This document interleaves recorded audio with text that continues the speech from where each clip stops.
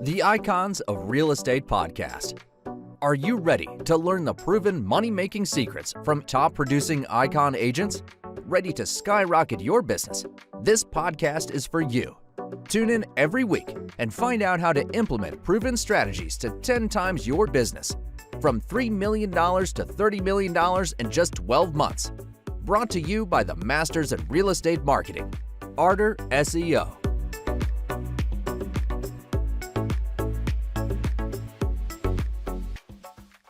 Welcome to the Icons of Real Estate. I'm Tim Calloway. We have a very special guest for you today from the Northern Virginia, Maryland, and Washington, D.C. area with the J Walden Home Group.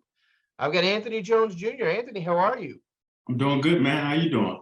I'm doing fantastic, and thanks so much for being on the program today. I'm going to ask you the same question that I ask everybody else, so you're not going to get left off the hook on this one.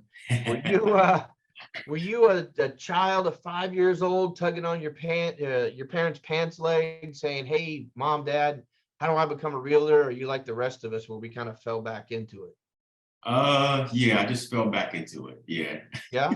How did that happen? How'd you get into real estate overall? Was there a mentor, or was there somebody you met? What's the story on that? Sure.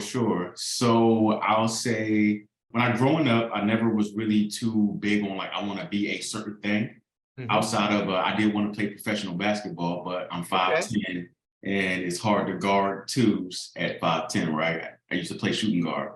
Okay. And so once I realized that I wasn't going to achieve my basketball dreams, I didn't really have a whole lot of like, I would love to be a lawyer, a dentist, or anything, right? I just knew that I wanted to make decent money and have a comfortable life, right? Right. But I didn't think about real estate at that time. So I went and did something because my mother said so.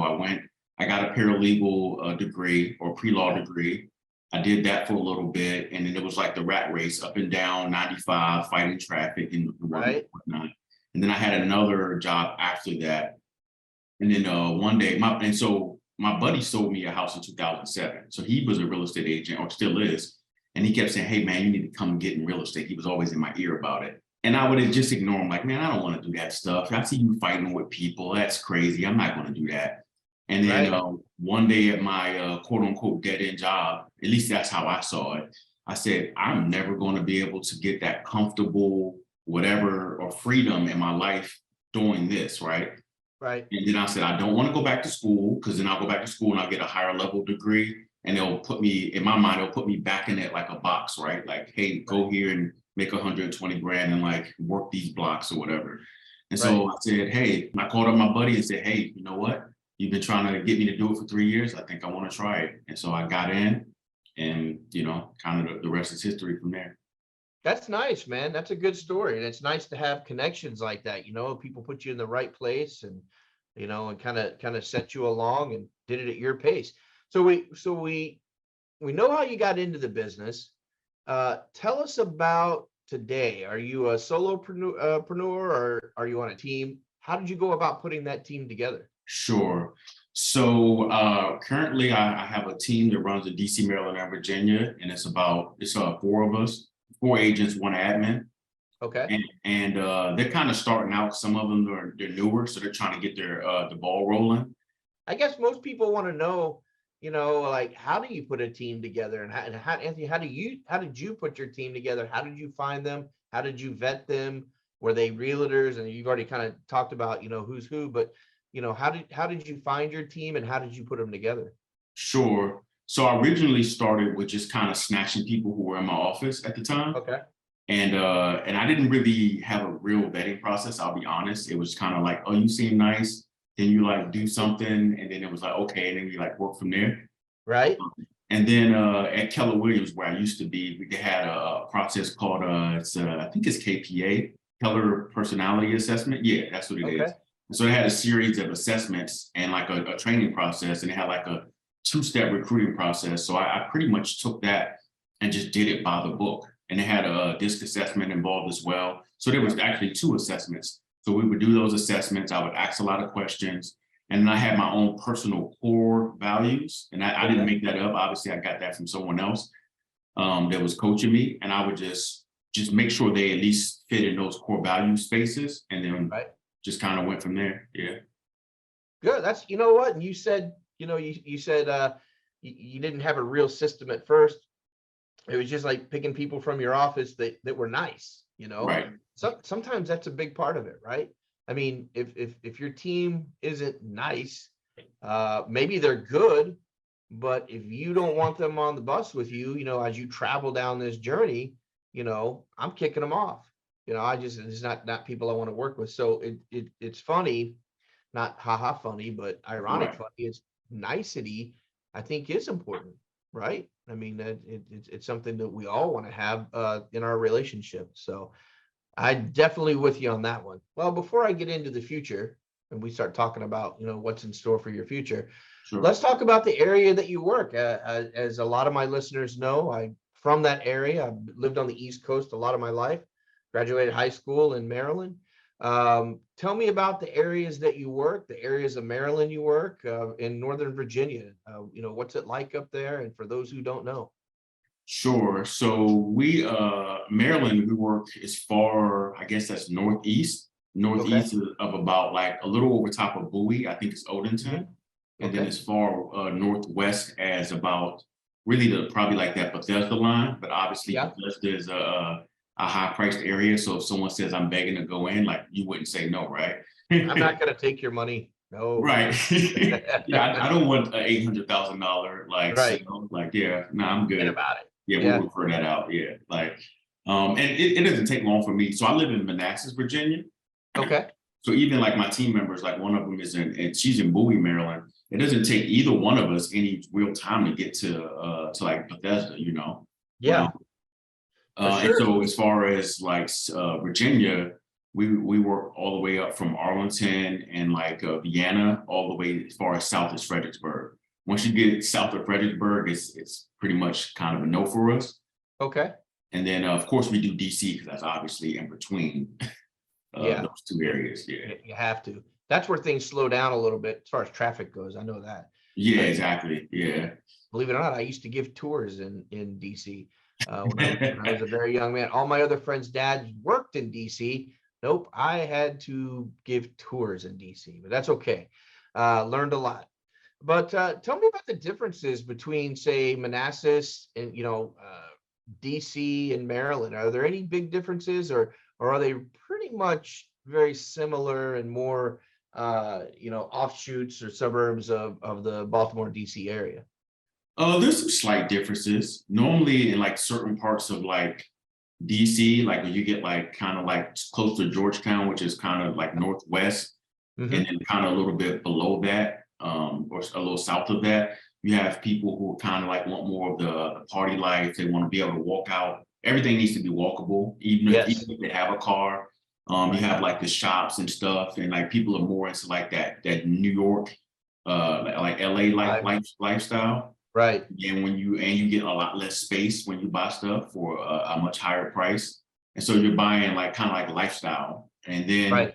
some parts of northern Virginia, like our Old Town Alexandria, you'll have that kind of too, where it's more like about lifestyle and what have you. And it's easier to get access to where most people work, which is somewhere in the DC, real far north part of Virginia.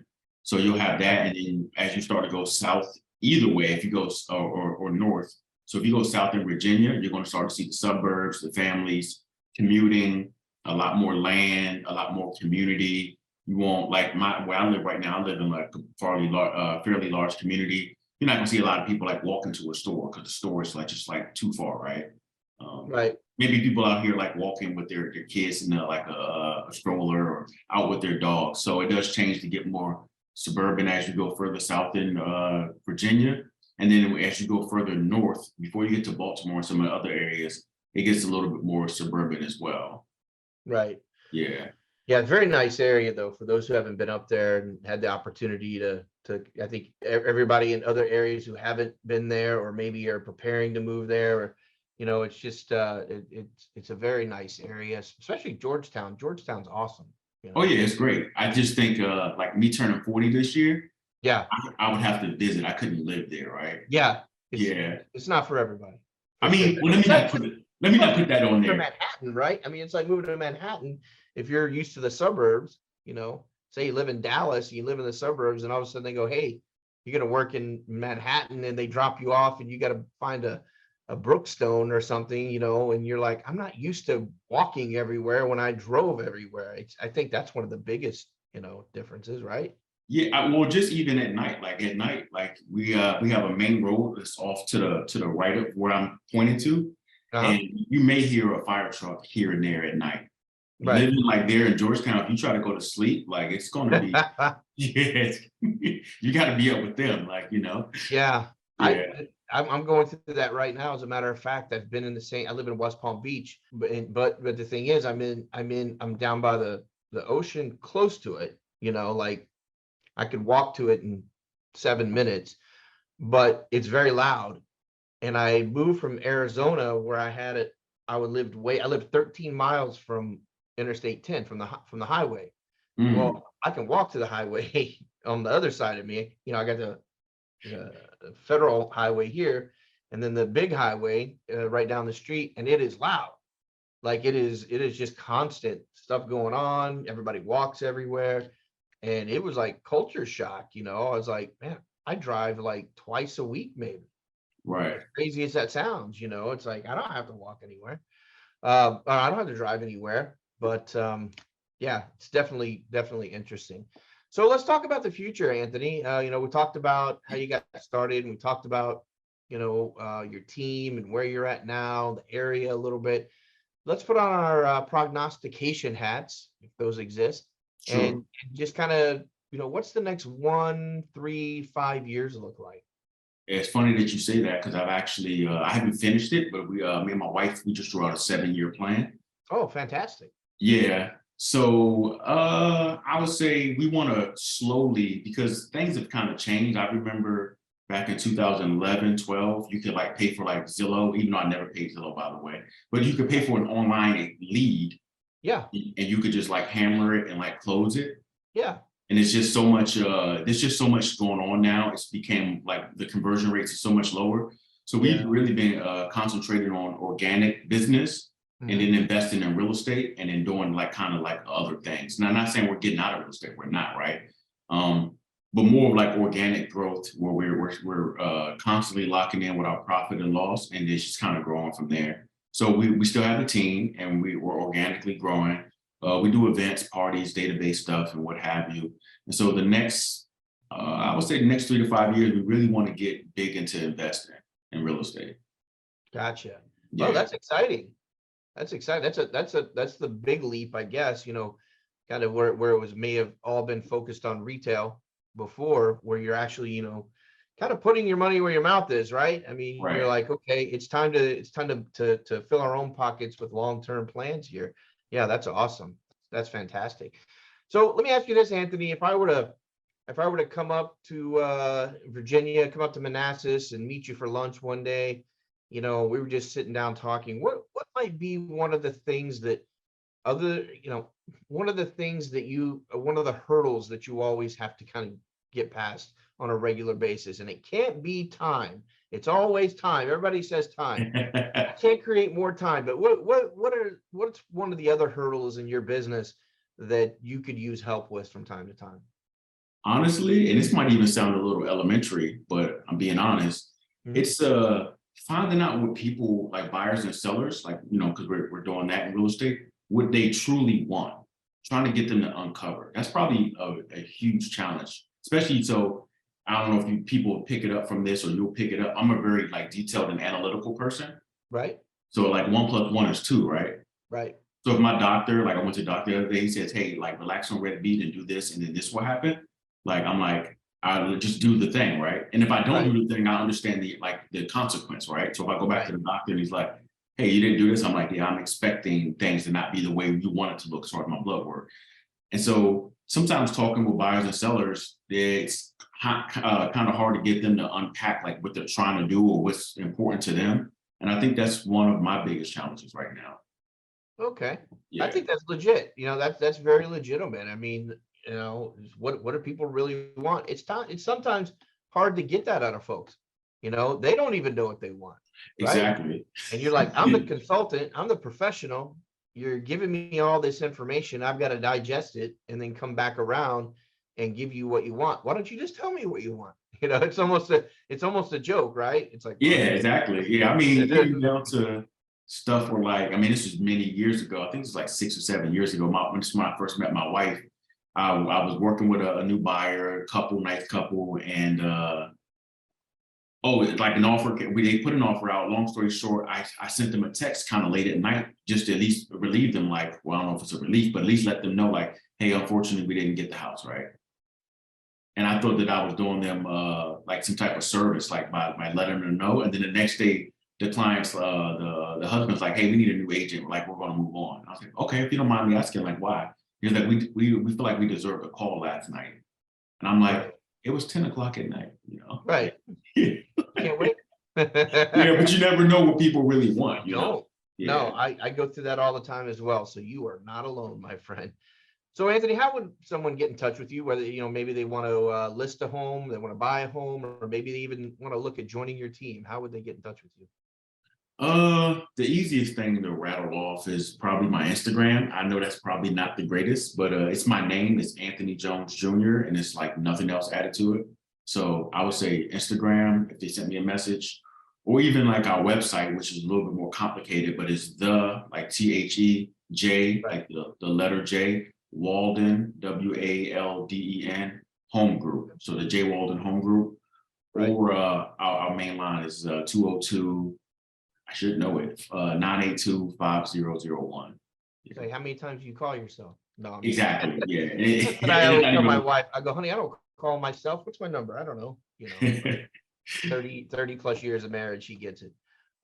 So last question, and this might be the only one that you might say, hey, Tim, that was a trick question. It's not a trick question, but you do have to pause a little bit, possibly. As I said earlier, you're the hit record on the DJ spinning it. You've always got something positive in there.